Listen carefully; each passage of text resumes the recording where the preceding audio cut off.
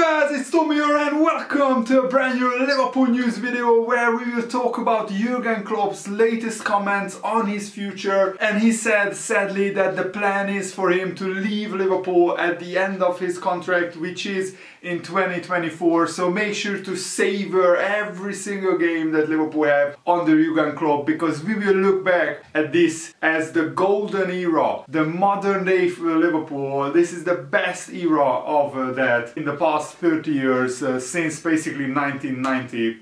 Liverpool had the best era under Jurgen Klopp in the last like 4 or 5 years, and hopefully we can win many more trophies this season and in the next 2 seasons. But let me know, if you were in charge of Liverpool, who would be Jurgen Klopp's successor in the comments below. That's the question for today for you guys. And of course, if you enjoy these Liverpool updates, leave a like, subscribe if you haven't already, turn on the bell notification. And this is what Jurgen Klopp has said on his future.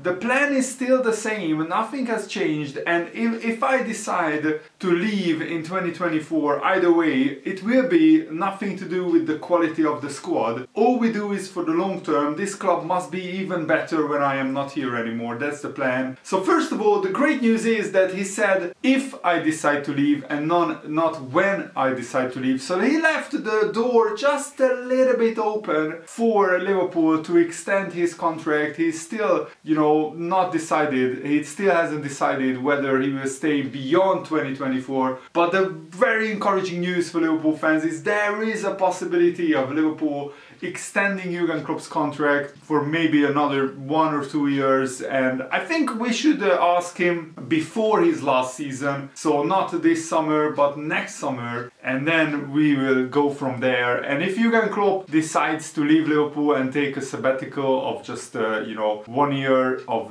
not being in management and just enjoying his time with his family, with his friends, then I think we shouldn't begrudge him that. I think he earned it, he deserves it. And you have to understand, not just mentally but physically, emotionally, it's a very exhausting job being a Liverpool manager. You basically have to think about Liverpool almost 24/7, except the summer holidays maybe, but even then Jurgen Klopp's phone is always ringing and it's very, very difficult to turn off. It's not like a normal 9 to 5 job where you go home on the weekend and you don't even have to think about your job.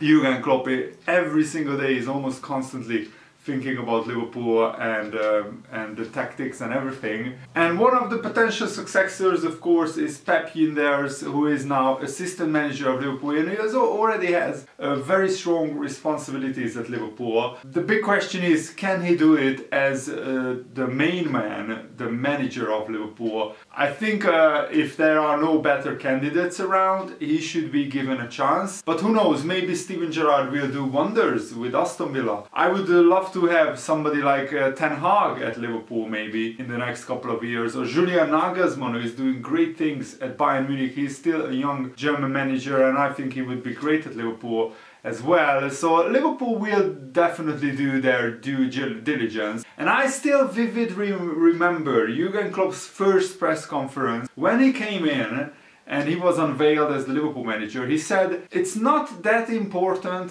of what people are saying when you arrive into a new club, when you arrive in the door. It's a lot more important what people say about you when you leave that club or when you leave that establishment or that company. When you leave, it's much more important what they say about you. And I think Jurgen Klopp is definitely will be leaving Liverpool in a much better state than what he found Liverpool in. Remember, Liverpool finished 8th in Jurgen Klopp's first season. And yes, we made it to the Europa League final, but that was an absolute miracle run, mainly helped by Jurgen Klopp's incredible managerial skill. And so basically Liverpool were the 8th best team in England when Jurgen Klopp came in, and now Liverpool are one of the best teams in Europe. We are regularly qualifying for the Champions League, we are regularly in Premier League title races, we are in contention to win the quadruple this season. And that's testament of what a brilliant job Jurgen Klopp has done with this Liverpool team. And remember, this is the best Liverpool side potentially in terms of the squad strength in Liverpool's history. I don't think there was a time in Liverpool's history when we had such a strong squad, where we could basically field almost two different starting 11s, and they are both very, very strong. And Jurgen Klopp assured Liverpool fans that even if he were to leave in 2024, the club, Liverpool FC, will be in safe hands following his eventual departure. And of course, a lot of Liverpool fans are rightly very afraid of what will happen to Liverpool FC after Jurgen Klopp leaves, because there is the precedent of Manchester United. They still haven't won the Premier League or the Champions League since Sir Alex Ferguson left.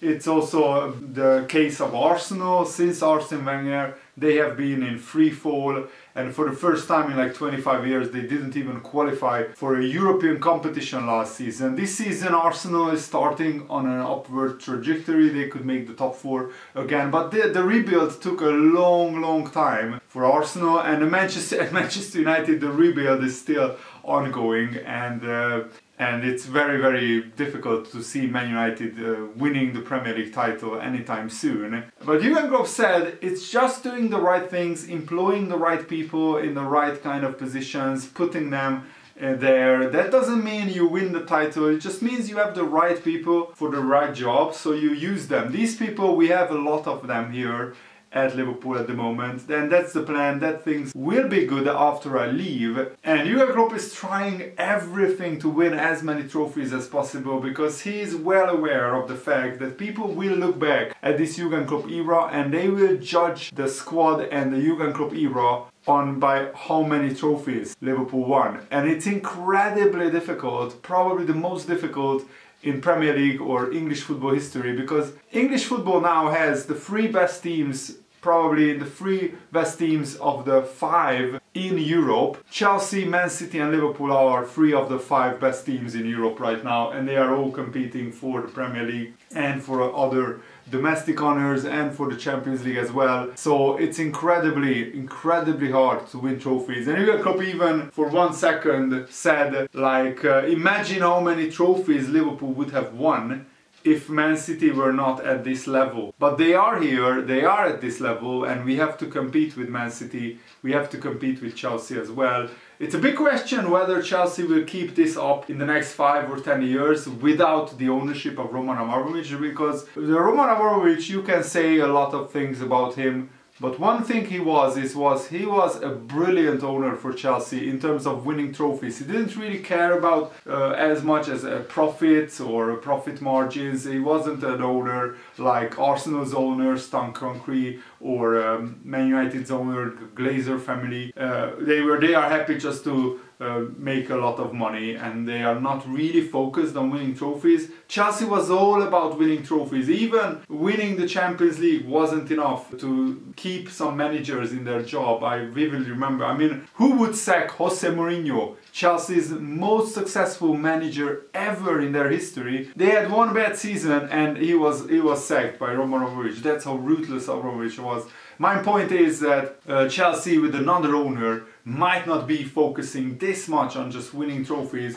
They might turn into an Arsenal or a Man United in terms of the owner will be happy to just make money through the business of Chelsea, to make profits, and he won't be as cutthroat, as ruthless, as focused on winning trophies.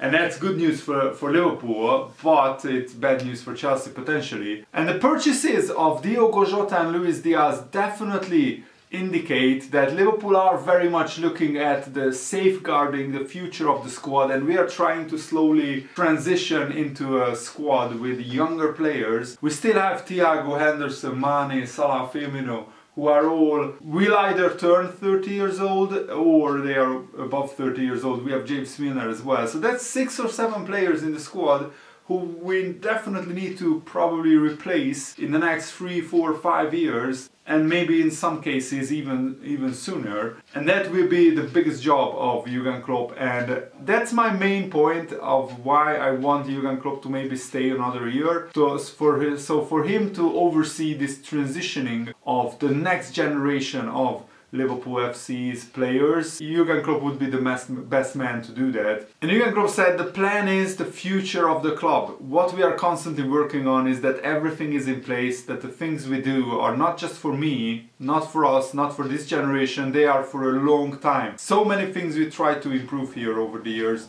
It's just doing the right things. And we want to leave Liverpool in a much better place than when I arrived. I enjoy the situation, Jurgen Klopp said, that we are in, that's true. What I don't enjoy, but I understand as well that is normal, are the questions about it, because constantly it's considered that we have won the games already. He's talking about journalists constantly in every press conference asking Liverpool manager Jurgen Klopp about winning the quadruple. We should just enjoy what we have right now. We have the Carabao Cup in the trophy cabinet already, and we are through to the FA Cup quarterfinals, where we will play Nottingham Forest or Huddersfield, I think. They still have to play each other. So that's quite a brilliant draw for Liverpool. We probably, on paper at least, got the easiest draw of the lot, and the other big teams, Chelsea, Man City, Everton, they avoided each other. So it could be an FA Cup semi-final of Liverpool, Chelsea, Man City and Everton. That would be mouth-watering.